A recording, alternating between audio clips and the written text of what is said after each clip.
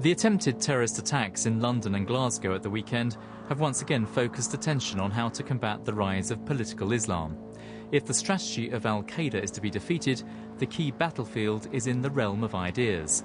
Today's would-be suicide bombers are almost invariably yesterday's campaigners for political Islam. This is the start of the radicalisation process, which, at its extreme, champions a supremacist ideology which believes in a divine right to govern by Islamic law. Critics of the Islamist group Hizb Tahrir, and there are many, suggest it can prepare the way for terrorism by instilling a hatred of democracy. Former supporters we've spoken to over the past couple of years agree. They always promoted hatred, yes. They promoted hatred, they promoted hostility towards, the wider UK society. Today in the Commons, the leader of the opposition picked up the theme. We need to act against groups which are seeking to radicalise young people.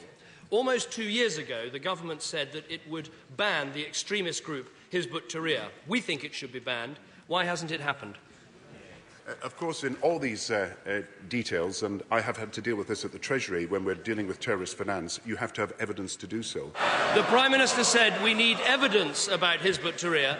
This organisation says, and I quote, Jews should be killed wherever they are found. What more evidence do we need before we ban this organisation? It is poisoning the minds of young people. 2 years ago, the government said it should be banned. I ask again, when will this be done?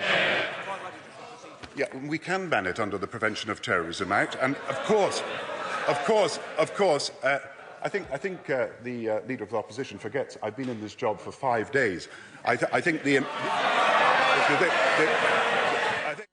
So how strong is the case against Hizb Tahrir?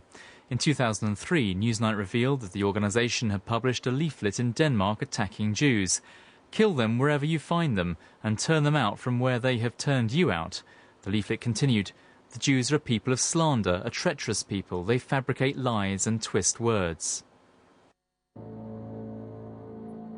When the leaflet was published in Denmark, there were prosecutions. At the time, Hizb Tahrir said it was merely a quote from the Koran, but the judge took a very different view. They use the same defence of saying, well, this is a verse of the Quran. But what the Danish judge went on to say in his judgment, and I think this is very significant, he said, this isn't about the isolated verse of the Quran that you've used, but rather the way you have used it and juxtaposing it alongside your analysis of what's happening. Do you have many English friends? Today, Hizb Tahrir called David Cameron's accusation baseless and said he was playing politics with security. But the most startling evidence came yesterday when we were told that a Hizb Tahrir cell in Cambridge had tried to recruit the Iraqi doctor now suspected of mounting the attack on Glasgow Airport. He had a very small social network within Cambridge, but certainly the members of Hizb Tahrir, myself and this other individual, he had a lot of time for us and respect for us, and that mutual respect and trust was built off the back of the fact that really we shared the same ideological vision and endpoint, but perhaps different methods. Understanding the route to radicalisation is part of the work for the police and security service. But apparently the Home Office does not believe for the moment that there is sufficient hard evidence to justify banning Hizb Tahrir. And with Britain's long history of tolerating dissent, those defending civil liberties are clear. What we tend not to want to do in a free society is to allow distasteful speech, even extreme speech, to be driven underground where people like me and others don't have the opportunity to challenge it. The argument about Hizb Tahrir going underground, I think, is a real false dichotomy, because at the moment they exist in public, they have public speeches and so on, but the party is very clever and very aware of what it can say in public and what it can't. So it fundamentally opposes the existence of the State of Israel and believes divinely that it could never accept the existence of Israel or something like a two-state solution. As a result, they no longer have public talks, though, where they call for the destruction of Israel, because they know they can't. So they're already underground anyway, is what he's saying? Absolutely. When Islam is under attack, what should we, the Muslims, say? How to defend Islam in the true way? Discussion next week, inshallah. Supporters of Hizb Tahrir advertise their political campaigns outside Croydon Mosque in London. The organisation says there is no evidence to link it with terrorism or violence, although things did get a little heated outside when we filmed last year.